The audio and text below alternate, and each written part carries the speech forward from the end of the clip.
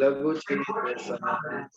उदारे चरितारं तु वसुदैव कुटुम्बकम्। ॐ पूर्णमदः पूर्णमिदं पूर्णात् पूर्णमुदच्यते पूर्णस्य पूर्णमादाय पूर्णमेवावशिष्यते। ओम शांति शांति शांति। जय श्री कृष्ण।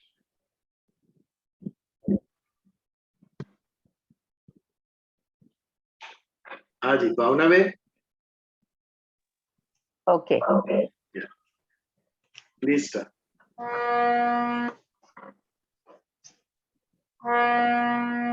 मेरी चादर ओढ़ के कैसे द्वार तुम्हारे आऊं, मेरी चादर ओढ़ के कैसे। हे पावन परमेश्वर मेरे, मन ही मन शर्माऊं, मैली चादर ओढ़ के कैसे। तुमने मुझको जग में भेजा, निर्मल देकर पाया, आकर के संसार में मैंने इसको दाग लगाया। जन्म जन्म की मैली चादर कैसे दाग छुड़ाऊं, मैली चादर ओढ़ के कैसे द्वार तुम्हारे आऊं।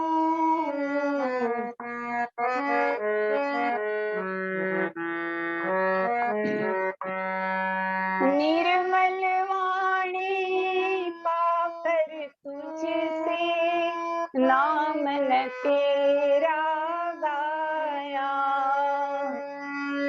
नैन मूंद कर हे परमेश्वर कभी न तुझको ध्याया। मन वीणा की तारे टूटी, अब क्या गीत सुनाऊं, मैली चादर ओढ़ के कैसे द्वार तुम्हारे आऊं।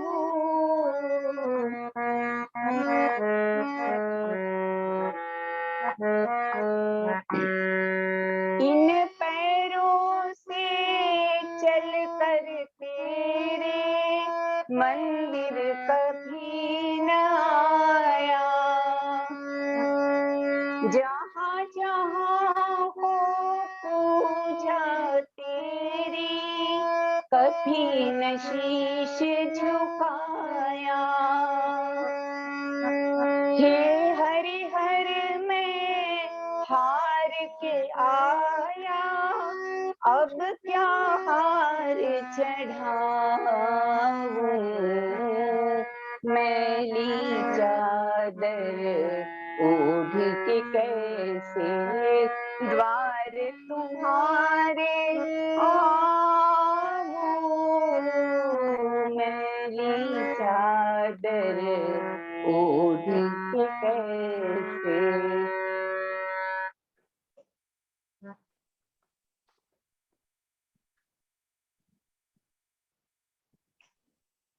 बहुत ही सुंदर भजन, बहुत सरस गाયું ભાવનાબેન. Thank you. મ્યુઝિક સાથે હોય એટલે ઘણું જેનો ફૂટી આવે bhajan. Thank you so much. चलो आगे बढ़े। कर्म योग, श्रीमद् भगवद गीता अध्याय 3, गुण और कर्म का विभाग, ये हमने शुरुआत की। प्रकृति के 3 गुण, सत्व, रज और तम, त्रिगुणात्मक प्रकृति। सारा विश्व गुणमयी है, प्रकृति के गुणमयी है, केवल आत्मा उससे अलिप्त है। भले ही सात्विक हो तो भी वो बांधने वाला है, प्रकृति का गुण बांधने वाला है। सात्विकता से भी जो हम कर्म करते हैं वो भी बांधने वाला है, यदि इसके पीछे हमारा उद्देश्य निस्वार्थ न हो तो। आज स्कूल में टीचर्स, प्रोफेसर्स ज्ञान बांटते हैं, ज्ञान देने जाते हैं, लेकिन सेवा के लिए नहीं जाते हैं। ये उनका प्रोफेशन है, वहां से वो आमदनी होती है उनकी, कहीं पर स्वार्थ का ये आ गया है। भले ही ज्ञान बांट रहे हैं लेकिन वो निस्वार्थ भाव से नहीं है, तो वो बांधने वाला है। कि जब सात्विक गुण ज्ञान निस्वार्थ भाव से दिया जाता है तो ही वो हमें बांधने वाला नहीं होगा, अदरवाइज ज्ञान भी बांधने वाला। राजसी गुण का एक है कर्म, जो कर्म करते हैं ज्यादातर 90% से ऊपर कर्म हमारे स्वयं के लिए होते हैं। या तो कोई कामना पूर्ति के लिए, कुछ प्राप्त करने के लिए कर्म होता है, या तो अहंकार की तृप्ति के लिए, मान मिले, सम्मान मिले, बढ़ाई मिले, इसके लिए हम करते हैं। ये कर्म भी हमें बांधने वाला है, राजसी तत्व। और तामसी तत्व आलस्य, प्रमाद, लेजीनेस, ये भी हमें बांधने वाला। तो भगवान अर्जुन को कहते हैं कि ये जो सभी कर्म हो रहा है प्रकृति के गुणों के अंडर हो रहा है। ये जो शरीर है वो प्रकृति का अंश है और शरीर के द्वारा कर्म होता है, आत्मा के द्वारा तो कोई कर्म होता ही नहीं। मन बुद्धि चित्त अहंकार सूक्ष्म देह ये भी प्रकृति से प्राप्त है, उसके भी अपने गुण हैं और गुण के मुताबिक वो अपना अपना कर्म करते हैं। प्रकृति कार्यशील है, जो भी तत्व प्रकृति का है कुछ न कुछ कार्य उसमें होता रहता है और परिवर्तनशील, चेंज होता ही रहता है, होता ही रहता है, अपने आप होता है। मन अपने आप सोचता है, बुद्धि अपने आप निर्णय लेती है। शरीर को होता है बहुत टाइम से बैठे हैं, चलो चल के आते हैं, घूम के आते हैं, फिर के आते हैं। ये जो शरीर का गुण है वो हमसे ये करवाता है। हम तो आत्मा है, आत्मा करता है, अलिप्त है प्रकृति से, लेकिन हम अपने आप को ये सब समझ बैठे। इसके लिए हमारे मन में ये बैठ गया कि मैं कर रहा हूं। ये जब मेरे मन में बैठ गया कि मैं कर रहा हूं, उसे अहंकार को जन्म दिया और हम सोचने लगे मेरे सिवा और कोई नहीं कर सकता है, मैं हूं तो ये है, मैं ही ये कर रहा हूं। और ये भाव हमें और भी बांध रहा है, मुक्ति से दूर लेके जा रहा है। तो ये विभाग में, ये श्लोक में भगवान ने गुण और कर्म को तत्व से समझाने का प्रयास किया है। बहुत अच्छे अच्छे कार्य होते रहते हैं, कितनी जगह पर यज्ञ होते हैं, लघु रुद्र होते हैं, सत्यनारायण की पूजा होती है, लेकिन ये सभी सकाम कर्म,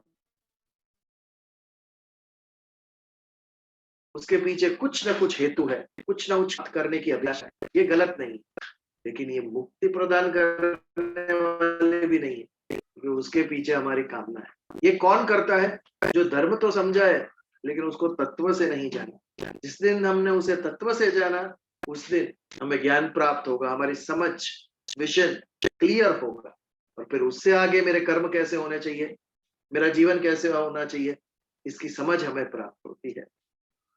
तो पिछली बार जो हमने श्लोक देखा, प्रकृते क्रियमाणे गुणे कर्माणि सर्वशः, सभी जो कर्म होते हैं, सर्वशः कर्माणि, सभी जो कर्म होते हैं इस श्लोक में, वो प्रकृति के गुणों के द्वारा, क्रियमाण प्रकृति के गुणों के द्वारा होता है। अहंकार विमूढ़ आत्मा कर्ता अहम इति मन्यते, लेकिन जो विमूढ़ है, अज्ञानी है, वो समझता है कि मैं करता हूँ, ये मेरे द्वारा हो रहा है, लेकिन उसको मैं की समझ ही नहीं है। शरीर को मैं समझ रहा है, मैं तेरा आत्मा है जो कुछ भी नहीं कर रहा है, खाली शरीर को शक्ति प्रदान करता है, पावर, एनर्जी, नेचुरली। आज ट्रेन भागती है, electric train, Churchgate to Virar, इतने सारे पैसेंजर्स को लेकर, लेकिन उसके पीछे शक्ति कौन सी है? Electricity, power. हम ट्रेन देखते हैं, लेकिन यदि इलेक्ट्रिसिटी ना हो तो 1 इंच भी नहीं चलेगी ये ट्रेन। शरीर वैसा ही है, ट्रेन जैसा है। यदि आत्मा का पावर ना हो, आत्मा की ऊर्जा ना हो, तो एक क्षण भी काम नहीं करता है। आंख ना देखेगी, कान ना सुनेगा, वाणी ना बोलेगी, हाथ नहीं हिलेंगे, पलक भी नहीं झपक सकते हम, यदि वो ऊर्जा चली गई हमारे अंदर से। तो ये तत्व से 3 चीज हमें समझनी है। गुण क्या है, कर्म क्या है, और मैं कौन हूं, उसका स्वरूप समझना है। वो गुण और कर्म, ये 2 सबसे मुख्य चीज प्रकृति जन्य है। प्रकृति में 2 ही बात है, एक गुण है और एक कर्म है। तो प्रकृति के द्वारा होता है। मनुष्य समझता है मैं करता हूं, अहंकार उसका और स्ट्रांग होता है और कर्म के बंधन में फंसता है। तो हमारे जीवन में वो ना हो, इसके लिए हम इस पर आज समझेंगे। 27 श्लोक लास्ट टाइम देखा हमने, इससे आगे बढ़ते हैं 28वें श्लोक पे। यदि आपके सामने है तो आप भी पढ़िए। तत्ववित्तु महाबाहो गुण कर्म विभागयो गुणा गुणेषु वर्तन्त इति मत्वा न सज्जते। बहुत सुंदर श्लोक। महाबाहो, अर्जुन को महाबाहु कहा गया। भगवान राम को अजानुबाह कहते थे। अजानुबाह यानी जिनकी बाहें, आर्म्स बहुत लंबे थे। कहते थे भगवान राम के हाथ घुटनों तक आते थे उनके। वैसे अर्जुन को भी यहाँ महाबाहु, जिनकी बाहों में बहुत बल है, बाहुबली, वो अर्जुन। तत्ववित्तु, तत्व से जो जानता है वो अर्जुन। तू गुण और कर्म को तत्व से, तत्ववित्तु महाबाहो गुण कर्म विभागयो। प्रकृति का जो गुण है, उसके जो विभाग है, उसको तू तत्व से जान। तत्व यानी मूलभूत, मूल तक जाके अल्टीमेट क्या है वो जानना। जैसे साइंटिस्ट लगे हुए गॉड पार्टिकल, ये जानने के लिए, मास, मैटर, उसको वजन कहाँ से प्राप्त हुआ। कुछ भी जो मैटर होता है उसको वेट होता है। ये वेट आया कहाँ से? पृथ्वी के अंदर। या आज तक वो ढूंढ नहीं पाए हैं। बड़े बड़े प्रयोगशालाएं बनाई है, स्विट्जरलैंड, जिनीवा और उस जगह पे, लेकिन आज तक वो ढूंढ नहीं पाए गॉड पार्टिकल वो है क्या जो मैटर को वजन देता है। चमत्कार से भरी हुई है सृष्टि। जब बिग बैंग हुई, सूर्य, चंद्र, पृथ्वी, सब ग्रह निर्माण हुए, सृष्टि की रचना हुई, उस वक्त मैटर, पदार्थ और एंटी मैटर दोनों ही उत्पन्न हुए थे। What is anti matter? Matter के संसर्ग में एंटी मैटर आ जाए तो मैटर खत्म हो जाता है, खा जाता है मैटर को, पदार्थ नष्ट हो जाता है। लेकिन यहाँ पर चमत्कार हुआ, एंटी मैटर नष्ट हो गया और मैटर रह गया। इसीलिए आज हम पृथ्वी देखते हैं, सूर्य देखते हैं, चंद्र देखते हैं, ये मैटर है, पदार्थ, सब्सटेंस है। बट ये हुआ कैसे? एंटी मैटर तो मैटर को खा जाता है, यहाँ पर एंटी मैटर नष्ट हो गया और मैटर रह गया। यही बात प्रहलाद की कथा में हमें समझने को मिलती है। होलिका को वरदान था कि जलेगी नहीं, अग्नि जला नहीं सकती है। प्रहलाद को गोद में लेके बैठती है अग्नि में, प्रहलाद ऐसे ही बाहर आ जाता है और होलिका जल जाती है। इससे हमें पता चलता है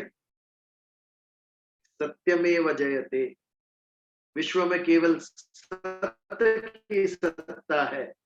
सत्य है वो हमेशा टिकेगा, असत का नाश होगा और सत का ही विजय होगा। न भावो विद्यते सतो, बहुत ही बढ़िया श्लोक था सांख्य योग का। न अभावो विद्यते सत, सत्य का अभाव कहीं पर भी नहीं है, यानी सर्वत्र सत है। God is omnipresent. हर एक छोटे से छोटे अणु में भी ऊर्जा है। आप अणु को तोड़ो तो मॉलिक्यूल, उसके नीचे एटम, एटम के अंदर इलेक्ट्रॉन, प्रोटॉन, न्यूट्रॉन, इलेक्ट्रॉन को भी आप तोड़ो तो क्वार्क्स, उसके अंदर एनर्जी। अणु का जब विस्फोट होता है, एटॉमिक बॉम्ब, तब क्या निकलता है? ऊर्जा निकलती है उसके अंदर से। तो पदार्थ के मूल में भी ऊर्जा, एनर्जी, तत्व के अंदर ऊर्जा है। आत्म तत्व भी एक ऊर्जा है, चैतन्य एक ऊर्जा है, परम तत्व ऊर्जा है। जो साइंटिस्ट आज कहते हैं, वो वर्षों पहले हमने कह दिया, हमारे ऋषियों। गॉड इज ओमनी प्रेजेंट, यच्च किंचित जगत सर्व दृश्यते श्रूयते पिवा अंतर्बहिश्च तत्सर्व व्याप्य नारायण स्थित। ये जो जगत है, अंतर बहिश्च, अंदर बाहर जो भी दिख रहा है, सब जगह नारायण व्याप्त है। अणु अणु में नारायण स्थित है। God is omni present. ये जो मैटर के अंदर एनर्जी है, दैट इज गॉड तत्व, जो दिखता नहीं है, और मैं उसका अंश हूं। ये तत्व से जानना कि मैं चैतन्य हूं और मेरा प्रकृति से कोई भी संबंध नहीं है, ये आत्म तत्व को जानना है। ये जब हम जानते हैं, तत्व से जानते हैं कि आत्मा जो है अकर्ता है, अलिप्त है, अविनाशी है, तो हम जिसे तत्व ज्ञान कहते हैं, उसके स्वभाव को समझे, उसके मूल को समझे। वैसे ही गुण और कर्म दो विभाग। प्रकृति गुणजन्य है, हर एक पदार्थ का एक गुण है। नैनम छिंदन्ति शस्त्राणि, ये श्लोक आप सबने पढ़ा होगा, पेपर में बहुत आता है, ऑबिचुअरी में। ये क्या है? सभी पदार्थ के गुण है। न दहती पावक, पावक यानी अग्नि, अग्नि का गुण है दहन करना। न क्ले दयंत्यापो, आप यानी पानी, वो भिगोता नहीं है। न शोषयति मारुत, हवा सुखाती नहीं है। हवा का गुण है सुखाना। यदि ये उसका गुण है सुखाना, तो उसका कर्म क्या हुआ? वही हुआ। जो मेरा गुण है वही मेरा कर्म। पक्षी उड़ेगा नहीं तो क्या करेगा? पक्षी का कर्म है उड़ना। क्यों? क्योंकि उसका गुण है उड़ना। घोड़ा भागता ही रहता है, थकता नहीं है। ये कर्म क्यों मिला घोड़े को? क्योंकि उसका गुण है भागना। उसके अंदर ऐसी शक्ति दी है कि वो बहुत भाग सकता है। तो जो मेरा गुण है वही मेरा कर्म है। गुण जो है, पदार्थ के, हर एक पदार्थ के अलग अलग गुण है, क्वालिटीज। ये जो गुण है पदार्थ के है, और पदार्थ, उसका स्वभाव क्या है? उत्पन्न होना और नष्ट होना। और उत्पन्न और नष्ट के बीच में परिवर्तन। क्योंकि परिवर्तनशील है पदार्थ, इसीलिए नष्ट होता है। जिसमें परिवर्तन नहीं है, कोई विकार नहीं है, विकार यानी चेंज, उसका कभी नाश नहीं होता है। आत्मा का नाश क्यों नहीं होता? क्योंकि उसमें चेंज ही नहीं है, देयर इज नो विकार। आत्मा में परिवर्तनता नहीं है, इसके लिए उसका नाश नहीं है। बट परिवर्तनशीलता, ये प्रकृति का गुण है, इसके लिए प्रकृति का नाश। जो पदार्थ है उसका नाश निश्चित, क्योंकि उसमें परिवर्तनशीलता है। यौवनम कौमारम जरा, तीन अवस्था, तीन परिवर्तन मनुष्य देह का। बचपन, कुमार अवस्था, यौवन, जरा, वृद्ध अवस्था, और उसके बाद देह का नाश होना, और नवीन आत्मा नवीन देह धारण करता है। बट ये आया कहां से? चेंज, परिवर्तन। शरीर ने इतना परिवर्तन क्यों आया? क्योंकि वो प्रकृति के गुणों के अंडर है, प्रकृति जन्य है, प्रकृति से प्राप्त हुआ है, इसके लिए उसमें परिवर्तनशीलता है, इसके लिए नाशवंत है। And this proves I am not शरीर। आत्म तत्व नाशवंत नहीं है, क्योंकि वो प्रकृति जन्य नहीं है और उसमें परिवर्तनशीलता नहीं है। तो जो गुण है पदार्थ का जो गुण है उसके लिए उसे पदार्थ कहते हैं, उसकी उत्पत्ति, बदलाव और नाश, परिवर्तनता और नाश। ये बात को जो समझा उसने गुण को तत्व से समझा। और एक गुण है और एक क्रिया है, कर्म है प्रकृति के अंदर। आत्मा कोई क्रिया नहीं करता है, कोई कर्म नहीं करता है, केवल बल प्रदान करता है, प्रकाशित करता है, अपनी वाणी को प्रकाशित करता है, हमारी श्रवण शक्ति को प्रकाशित करता है, जिससे हम बोल सकते हैं, जिससे हम सुन सकते हैं। It's the power, energy. लेकिन स्वयं कुछ नहीं करता है। कृतिशीलता, जैसे परिवर्तनशीलता वैसे कृतिशीलता, ये भी प्रकृति का गुण है। इसके लिए प्रकृति से उत्पन्न सभी पदार्थ में कुछ न कुछ कृति। हमारा मन इच्छा करने का कर्म करता है, बुद्धि संकल्प विकल्प निर्णय, ज्ञानेंद्रिय आंख देखती है, कान सुनती है, वाणी बोलती है, हाथ पैर सभी के द्वारा कर्म हो रहा है। ये देह कर्म करने का साधन है। और कौन सा कर्म करना है? जन्म और मृत्यु के बंधन से मुक्ति हो, ऐसा मोक्ष कर्म करना है। ये हमारा जीवन का उद्देश्य। एक होती है कामना, इच्छा, जो नाशवंत है, जो बांधने वाली है, और एक होता है उद्देश्य, जो मुक्ति दिलाने वाला होता है। तो हमारे जीवन यात्रा का उद्देश्य होना चाहिए। कामना तो आएगी जाएगी, इच्छा नष्ट होगी, लेकिन जो उद्देश्य है वो हमें मुक्ति तक लेके जाए। तो शरीर के द्वारा स्थूल देह हो या सूक्ष्म देह हो, कर्म करके, कैसा कर्म करके? निस्वार्थ कर्म करके मोक्ष प्राप्त करना, ये मेरे मनुष्य देह का परम ध्येय है। मनुष्य देह तभी सार्थक होगा, मनुष्य जन्म, जब हम निस्वार्थ भाव से कर्म योग करेंगे। ज्ञान योग भी है, कर्म योग भी है, भक्ति योग भी है। कोई भी मार्ग चुने, जो हमारी क्षमता है जिसमें, वो मार्ग हम चुने। लेकिन वहां तक पहुंचना, ये हमारे जीवन का ध्येय है।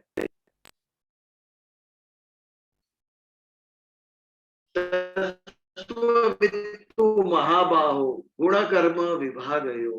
गुण और कर्म के विभाग को तत्व से जान अर्जुन। जब तू ये तत्व से जानेगा कि मैं निमित्त मात्र हूं, ये जो क्रिया हो रही है, कर्म हो रहा है, वो शरीर के द्वारा हो रहा है, लेकिन मैं तो आत्मा हूं, तो फिर तेरे अंदर से ये ग्लानि निकल जाएगी कि मेरे स्वजनों को मैं कैसे मारूं, मैं कैसे युद्ध करूं, ऐसा घोर कर्म मैं कैसे करूं।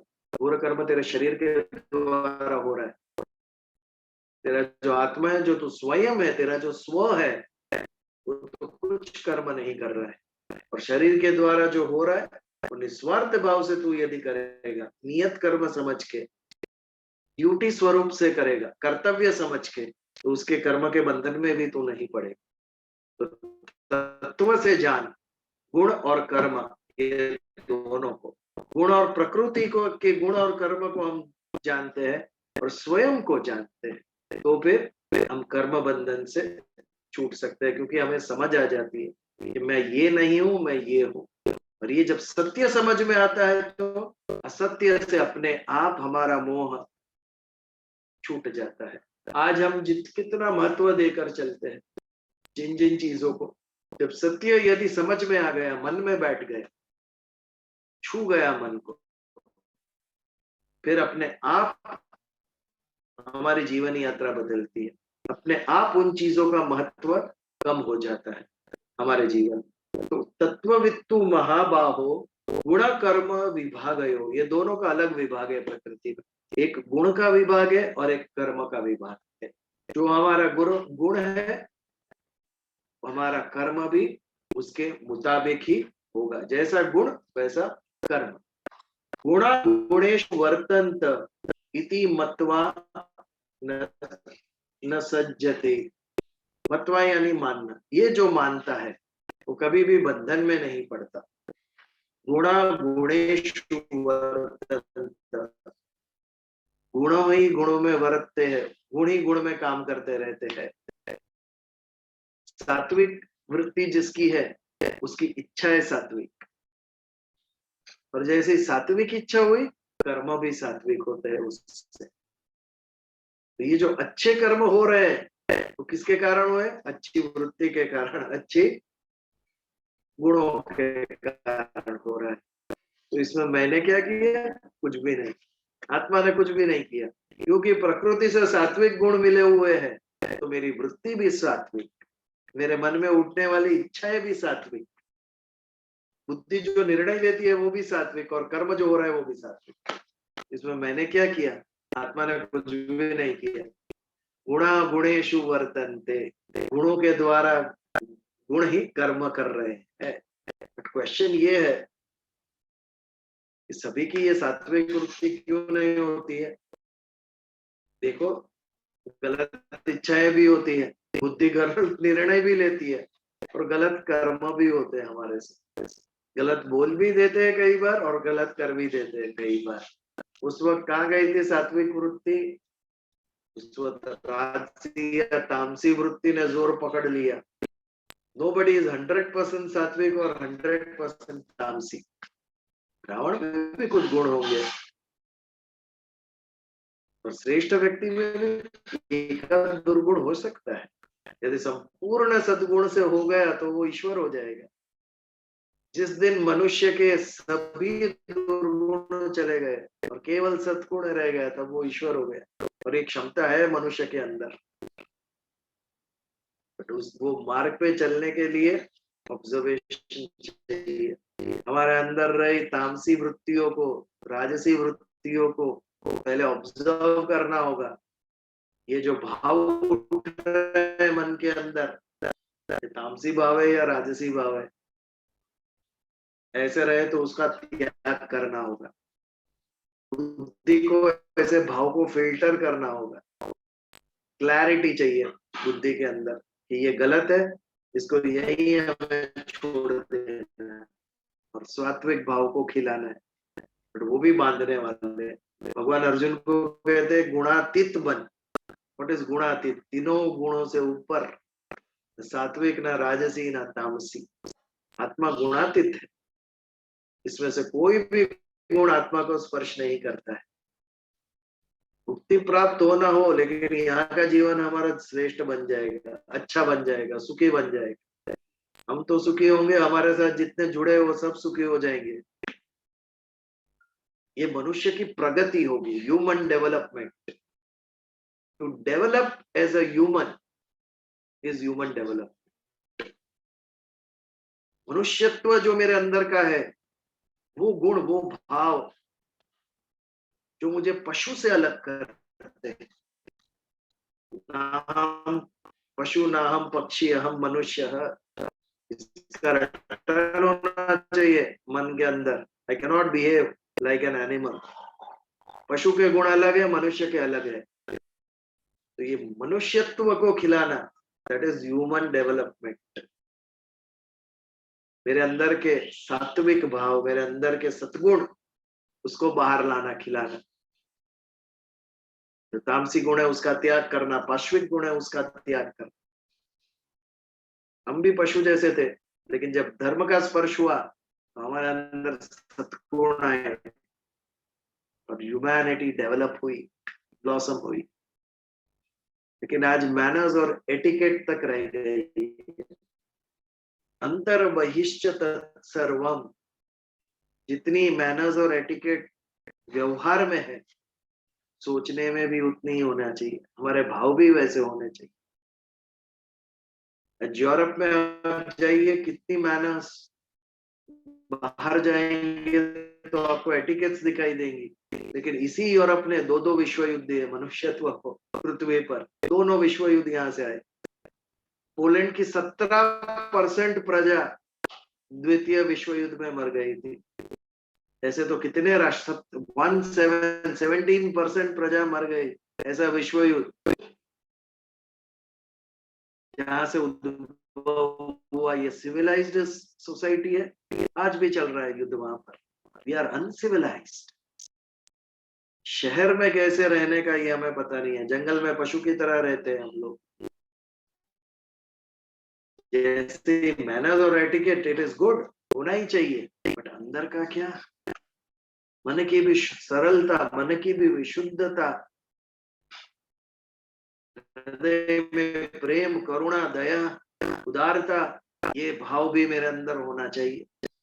एक बार मैनर्स और एटिकेट्स नहीं हुआ, बोलने का ढंग, चलने का ढंग, उठने बैठने का ढंग, ये नहीं होगा चलेगा, लेकिन ये अगर मेरे अंदर सद्गुण और ये भाव मेरे अंदर नहीं है तो मुझे मुझे और समाज को बहुत नुकसान करेगा। वो पहले अंदर से विशुद्ध होना है, फिर मैनरिज्म्स जो बाहर से दिखते हैं, अच्छा बोलना, अच्छे कपड़े पहनना, अच्छे शूज, पर्स, ये सब सेकेंडरी, पहले अंदर से शुद्ध हो।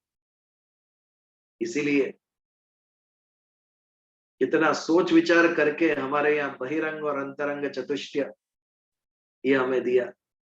यदि वेदों का अध्ययन भी आपको करना है तो पहले ये गुण आपके अंदर आने चाहिए, उसके बाद आप अधिकारी बनते हो शास्त्रों का और वेदों का अध्ययन करने के लिए।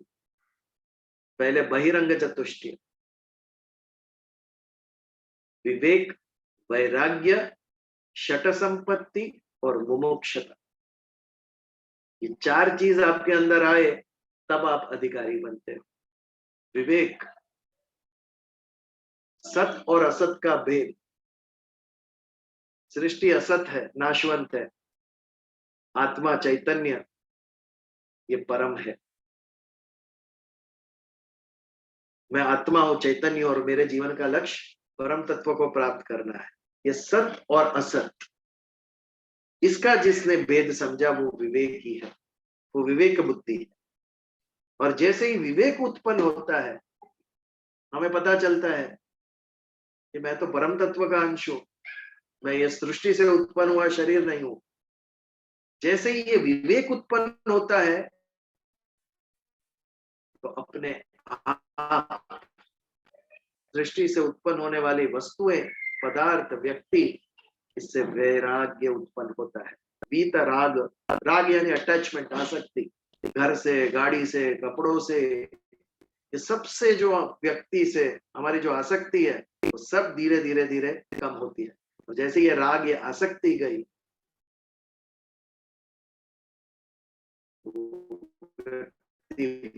राग, वैराग्य, ज्ञान के द्वारा सही और गलत की जब समझ जाती है तो जो गलत है उसे अपने आप हमारा नाता छूट जाता है। हमारे अंदर जो ममत्व है, राग है, आसक्ति है, वो छूट जाती है। एक व्यक्ति ने अपनी गाड़ी अपने पड़ोसी को बेच दी और उसके बाद सोसाइटी में जितनी बार उनकी गाड़ी दिखती थी वो चला के लाते जाते सबको बोलते थे ये मेरी गाड़ी थी, this was my car, I have sold it to him. बेच डाली गाड़ी, फिर भी ममत्व नहीं जाता है। जितनी बार देखते हैं ये मेरी थी, ये मेरापन जाता ही नहीं है अंदर से, क्योंकि ज्ञान नहीं है, विवेक नहीं है, इसके लिए वैराग्य उत्पन्न नहीं होता है। तो पहले विवेक आता है, फिर अपने आप वैराग्य आता है। इसके बाद शट संपत्ति, शम, दम, श्रद्धा, उपरति और समाधान। शम, दम, श्रद्धा, उपरति, तितिक्षा और समाधान, ये 6 गुण आएंगे तो ये शट, शट यानी 6 संपत्ति कहा गया। दम और शम, अगर मैं पूछूं क्या अंतर है दोनों में, व्हाट इज दम एंड व्हाट इज शम, है पता किसी को? Anybody would like to try? शम और दम, what is this?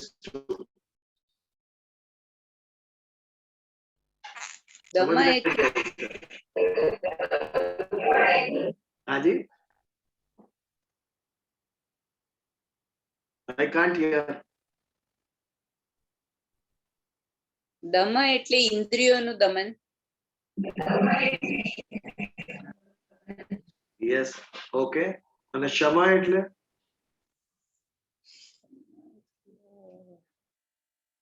Am I audible, Kunal? Hello. Your network is very, very poor today. I know. સંભળાય છે હવે?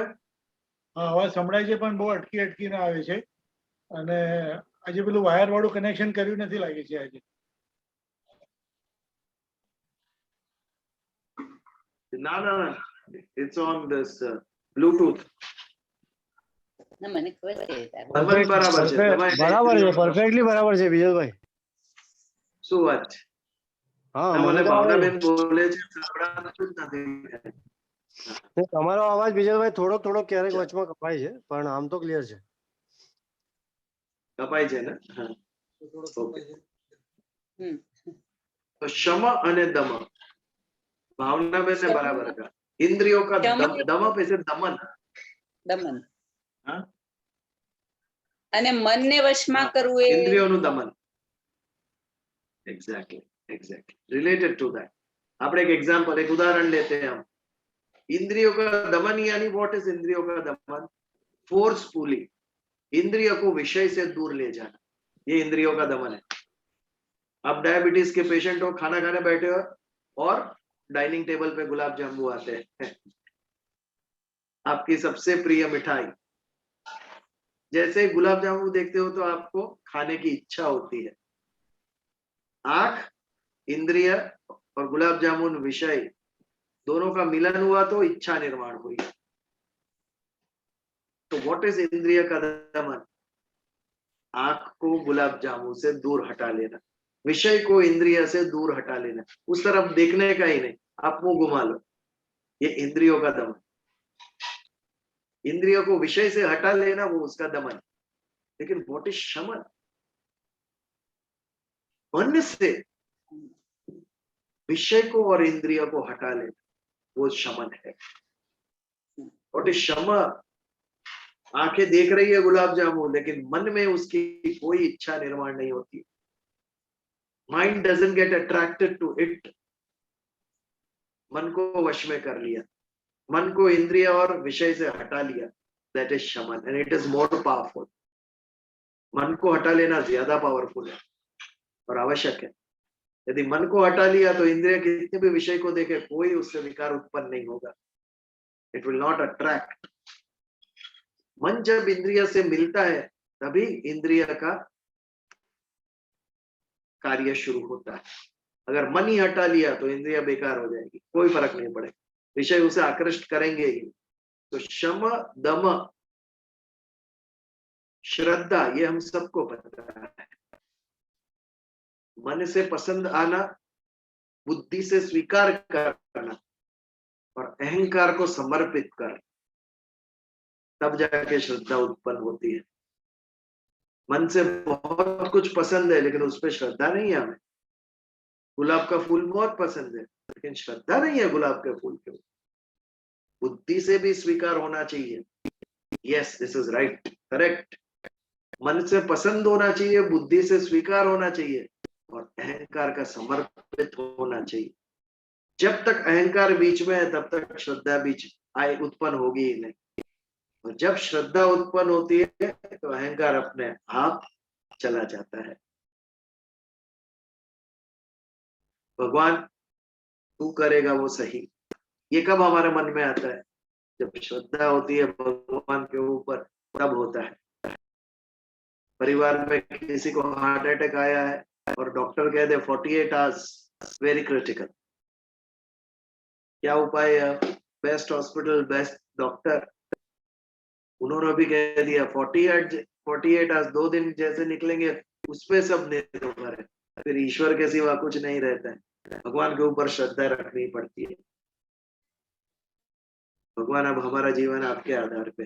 जब अहंकार जाता है, जब हम किसी को स्वीकार करते हैं, you are my lord, you are my स्वामी, तो वो श्रद्धा उत्पन्न होती है. और ईश्वर के ऊपर होती है, माता पिता और गुरु के ऊपर होती है. श्रद्धा आने से सभी हमारी शंकाएं दूर हो जाती है. जीवन शांत और सुखी हो जाता है जब श्रद्धा होती है. बचपन में माता पिता के ऊपर अमाप श्रद्धा होती है, इसीलिए तो बचपन में इतना सुख थे हमें. हमारा ईगो बीच में आता ही नहीं था. मम्मी डैडी बोले वो सही, नो टेंशन. जैसे ही हमारा ओपिनियन आता है उसके साथ स्ट्रेस आता है. नो ओपिनियन, नो है। Life is dependent on parents. मुझे कुछ नहीं करना है, मम्मी पापा है। ये श्रद्धा, श्रद्धा आने से हम लाइट हो जाते हैं, स्ट्रेस फ्री। संतों का जीवन देखो, भगवान पे कितनी श्रद्धा। नरसिंह मेहता कहते हैं मुझे कोई टेंशन नहीं है, मेरी बेटी का मामेरा भगवान करेंगे। आज तो बेटी जन्मी तब से LIC और क्या क्या चालू हो जाता है, ये पढ़ाई के लिए, ये शादी के लिए, ये उसके बाद क्या थी दवाई नरसिंह मेहता। भगवान पर तो श्रद्धा જ નથી, બધું મારે જ કરવું છે। પછી स्ट्रेस भी लो, ब्लड प्रेशर भी आएगा, डायबिटीज भी आएगा उसके साथ। श्रद्धा, शम दम श्रद्धा, उपरति। उपरति यानी हमारी वृत्तियों को संसार से हटा के ईश्वर की तरफ लगाना, इसे उपरति कहते हैं। आज हमारी वृत्ति कहाँ है? संसार की तरफ। सुबह होते ही ये करना है, वो चाहिए, यहाँ जाना है, वहां जाना है, ये खाना है, ये पहनना है, शुरू संसार की तरफ वृत्ति है हमारी। वो वृत्ति हटा के ईश्वर की तरफ लगाना, ये उपरति है। और उसके बाद तितिक्षा। जीवन में जो भी दुख पीड़ा आती है, शारीरिक हो मानसिक हो, उसे हंसते हुए विदाउट कंप्लेनिंग सहन करना, ये तितिक्षा। हम कितनी कंप्लेन करते हैं ना, इतना भी कुछ हो जाता है हमारे साथ, भगवान को कंप्लेन, परिवार में कंप्लेन, सोसाइटी में complain, we are complain box. तितिक्षा जब आती है तब वो व्यक्ति कंप्लेन नहीं करता है, हंसते हुए सब सहन करता है। ये गुण भी आना चाहिए। और अंत में समाधान। समाधानी व्यक्ति कौन? जिसने परिस्थिति को स्वीकार कर लिया है, वो समाधान। हम परिस्थिति को स्वीकार नहीं करते, इसीलिए दुखी होते हैं। इसने क्यों कहा मुझे ऐसा, इसने मेरे साथ ऐसा क्यों किया? अरे गुणा गुणेषु वर्तन्त, उसका स्वभाव है। ये जब तक हम स्वीकार नहीं करेंगे तब तक समाधान नहीं आएगा और दुख होंगे। जब हम स्वीकार करेंगे परिस्थिति को, व्यक्ति को, तब मन के अंदर एक शांति निर्माण होगी। जब तक एक्सपेक्टेशन है तब तक समाधान नहीं होगा। जब स्वीकार कर लेंगे सब कुछ, तब मन के अंदर कोई शंका नहीं रहेगी। ये ऐसा क्यों है, व्हाई शुड आई वरी? भगवान ने बनाया उसको ऐसा, हमें स्वीकार करना है, जैसा भी है वैसा। ये लेवल पे जब मन पहुंचता है तब शंकाओं का निवारण होता है और मन में समाधान उत्पन्न होता है। ये हुई षट संपत्ति, शम दम श्रद्धा, उपरति, तितिक्षा और समाधान। ये 6 हमारे अंदर आए। पहले विवेक और वैराग्य और अंत में मुमुक्षा। व्हाट इज मुमुक्षा? मोक्ष प्राप्त करने की इच्छा। हमारे कल्याण की इच्छा हुई, ये भी एक बहुत बड़ी बात है। सबसे पहले कल्याण की, श्रेय की इच्छा होनी चाहिए। अर्जुन ने कई बार कहा भगवान को, मेरा कल्याण किसमें है बताइए, मेरा श्रेय किसमें है बताइए। ये भक्त की निशानी है। उसे अपना खुद का कल्याण करना है, ये इच्छा उसके अंदर उत्पन्न हुई। इसके लिए भगवान उसे भगवत गीता का उपदेश देते हैं कि अभी तू अधिकारी हुआ। तो मुक्ति प्राप्त करने की इच्छा होना, ये फर्स्ट स्टेप है आध्यात्मिक मार्ग के ऊपर। इच्छा से शुरुआत होती है। मोक्ष प्राप्त करने की इच्छा, ये मुमुक्षा। और जो व्यक्ति है वो मुमुक्षु कहलाता है। तो ये 4, विवेक, वैराग्य, षट संपत्ति और मुमुक्षा, ये 4 बहिरंग चतुष्टय। इसके बाद अंतरंग चतुष्टय, श्रवण, मनन, निधि ध्यास और गुण पदार्थ संशोधन। ये 4 हमारे अंदर आना चाहिए। श्रवण किस बात का करना चाहिए? हम हिंदी फिल्म सॉन्ग्स का श्रवण करते हैं, मैक्सिमम म्यूजिक सुनते हैं। हफ्ते में 1 आध घंटा तत्व ज्ञान सुन लेते हैं कभी कभी, श्रवण तो कभी कभी कर लेते हैं हम, धर्म का श्रवण कर लेते हैं, लेकिन जो सुनते हैं उसमें मनन नहीं होता है। मनन जीवन के भोग के ऊपर होता है। श्रवण धर्म का और मनन भोग का होता है हमारे हमारे जीवन में। ये विरोधाभास है, कॉन्ट्राडिक्शन। जो हम सुनते हैं उसके ऊपर मनन चिंतन होना चाहिए, तब जाकर वो हमारे सबकॉन्शियस माइंड तक जाएगा, हमारे कारण दे हमारे स्वभाव को छुएगा। ये तो सिर्फ टाइम पास, बौद्धिक time pass, intellectual time pass. यदि उसके ऊपर चिंतन मनन नहीं हुआ तो वो हमारे जीवन में, हमारे व्यवहार में, हमारे वर्तन में परिवर्तित नहीं होगा। यदि उसके ऊपर मनन नहीं हुआ तो जो सुनते हैं उसके ऊपर चिंतन और मनन होना चाहिए। उसके बाद निधि ध्यास। व्हाट इज निधि ध्यास? एक बहुत ही बड़ा विरोधाभास है जीवन में। जो असत है, जो नाशवंत है, जो प्रतीत होता है, उसको हम सत्य मानते हैं। ये शरीर मुझे दिखता है, प्रतीत होता है, तो मैं मान बैठा मैं शरीर हूं। ये पृथ्वी सूर्य चंद्र तारे मुझे दिखते हैं, प्रतीत होते हैं, तो मैं उसे मान बैठा हूं कि ये सत्य है।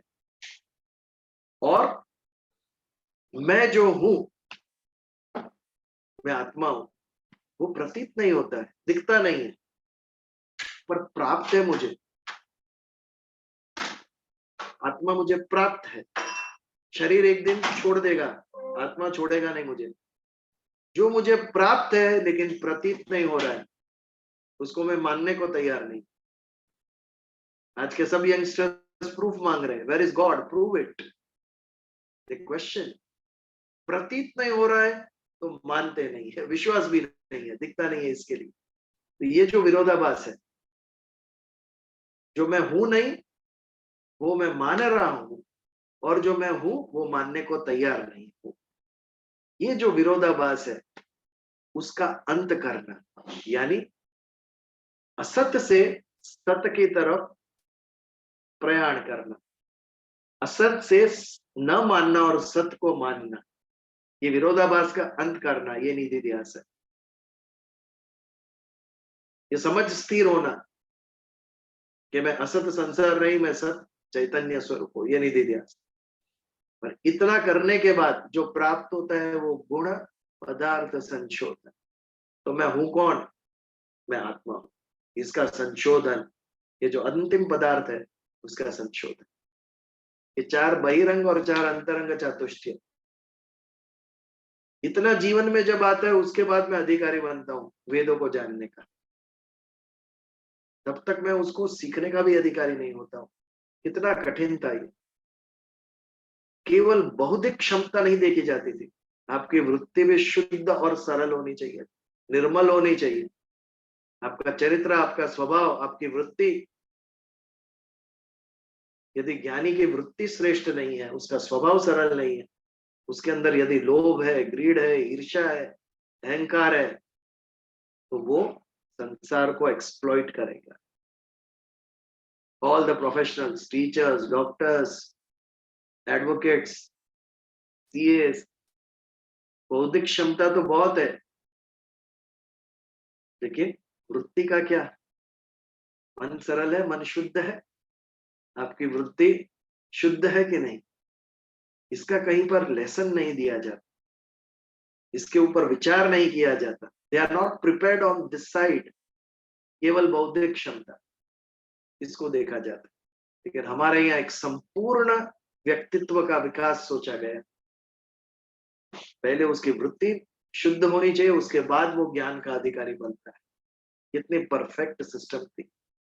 ऐसा व्यक्ति जो गुरुकुल से बाहर आएगा वो संसार के लिए असेट होगा, श्रेष्ठ व्यक्ति बाहर आएगा। दोनों की आवश्यकता है, निर्मल बुद्धि और निर्मल चरित्र, दोनों की तैयारी करके संसार में उसे रखना चाहिए एक व्यक्ति को। इतना डीपली सोचा गया है, इतने गुण हमारे अंदर आए तब हम खाली अधिकारी बनते हैं ज्ञान प्राप्त करने। हमारे शास्त्रीय संगीत की आप घराने देखिए, साधना देखिए। एक शास्त्रीय गायिका का इंटरव्यू देख रहा था। उन्होंने कहा मैं 17-18 साल में तो संपूर्ण तैयार हो चुकी थी, 5 साल से मैं प्रैक्टिस कर रही थी, लेकिन उनके गुरु ने उनको फर्स्ट परफॉर्मेंस देने के आज्ञा वो 30 साल के हुए उसके बाद दी। समझो 15 साल 20 साल रियाज साधना करो उसके बाद। आज तो इंडियन आइडल 4 शो देख के प्रोग्राम कर रहे, तो टिकेगा भी कितना, कहाँ गुम हो जाता है पता भी नहीं चलता। जैसा इनपुट वैसा आउटपुट। संगीत ये साधना है, प्रेम नाम कमाने का जरिया नहीं है, पैसा कमाने का जरिया नहीं है, ये साधना का विषय है। ईश्वर से एकत्व होता है, नाद ब्रह्म कहते हैं। ऐसे तत्व से बात सोचना। गुणा गुणेशु वर्तन्त इति मत्वा न सज्जते, वो नहीं बनता है। जो समझता है कि मैं आत्मा हूं, मैं कुछ नहीं कर रहा हूं, पर प्रकृति के जो गुण है वो ही करवा रहे हैं। जो अच्छा होता है वो भी प्रकृति के गुणों द्वारा होता है, बुरा होता है वो भी प्रकृति के गुणों के द्वारा। मन सोचता है, बुद्धि निर्णय लेती है, शरीर कार्य करता है। गुणा गुणेशु वर्तन, जैसे मेरे अंदर प्रारब्ध से जो गुण प्राप्त हुए, गए जन्म के कर्म, उसके कारण इस जन्म में मुझे सात्विक राजसी या तामसिक गुण प्राप्त हुए, वो गुण के मुताबिक मेरे द्वारा कर्म होता है। इसके आगे कुछ श्लोक के पहले हमने देखा था, एक बहुत सुंदर पद था, कर्म ज्यायो अकर्मण्य।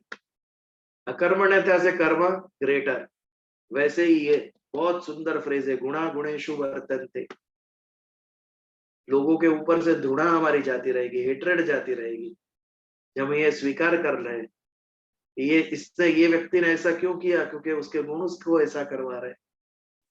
तो प्रकृति के असर के नीचे शेर बकरी का शिकार करता है, गुणा गुणेशु वर्तन्ते, प्रकृति ने वो गुण दिया है उसे शिकार करने का, इसके लिए उसके द्वारा वो शिकार हो रहा है। जब ये हम स्वीकार कर लेते हैं तो जीव के प्रति हमारी घृणा का अंत हो जाए। हम समझने लगेंगे अगले व्यक्ति को, ये ऐसा क्यों कर रहा है, और तत्व से जो गुण है वो बदलने का प्रयास होना चाहिए, ना कि उसकी निंदा। आगे के श्लोक में यही बात आएगी। तो आज हमारा समय हो गया है, 28वें श्लोक पर समापन करते हैं। यहाँ पर हम अगले मंगलवार पुनः मिलेंगे और कर्मयोग का आगे अध्ययन करेंगे। प्रार्थना करें। कोई प्रश्न या कोई चर्चा किसी को? चलिए शांति पाठ करेंगे। ओम द्यौ शांति, अंतरिक्ष शांति, पृथ्वी शांति, आपः शांति, औषधय शांति, वनस्पत्ये शांति, सर्वदेवा शांति, ब्रह्म शांति, सर्वः शांति, शांतिरेव शांति, सामा शांतिरधिर। ओम शांति शांति शांति।